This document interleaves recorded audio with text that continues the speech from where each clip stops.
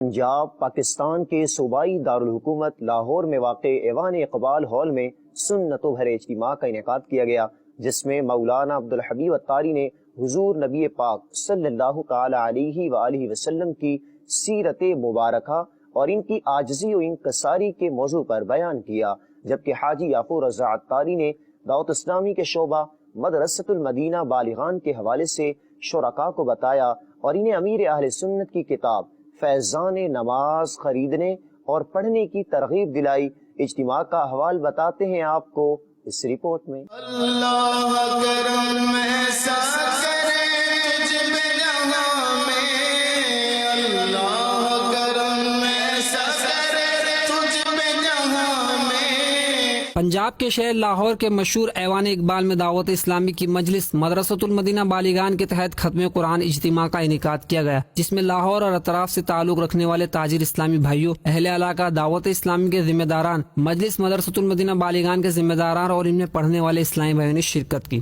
رکن شورا حاجی منصور اتاری نے بھی اس اجتماع پاک میں خصوصی شرکت کی۔ اجتماع پاک میں رکن شورا حاجی یعقوب رضا اتاری نے مجلس مدرسۃ المدینہ بالغان کا تعارف پیش کرتے ہوئے بتایا کہ لاہور ریجن میں 11,000 سے زائد مدرسۃ المدینہ بالغان لگ رہے ہیں۔ ان میں پڑھنے والے اسلامی بھائیوں کی تعداد 40,000 سے زائد ہے، جن میں سے 150 سے زائد اسلامی بھائیوں نے اسی ماہ قرآن پاک نازلہ مکمل کر لیا ہے، اور انہی اسلامی بھائیوں کے اعزاز میں آج اس ختم قرآن پاک اجتماع کا انعقاد کیا گیا ہے۔ نیز حاجی یعقوب رضا اتاری نے شرکائے اجتماع کو امیر اہل سنت دامت برکاتہم العالیہ کی نئی تحریر کردہ کتاب فیضان نماز کا تعارف پیش کیا اور انہیں خریدنے اور پڑھنے کی ترغیب بھی دلائی۔ اللہ کرم ایسا کرے تجھ پہ جہاں میں، دعوت اسلام تیری دھوم مچی ہو۔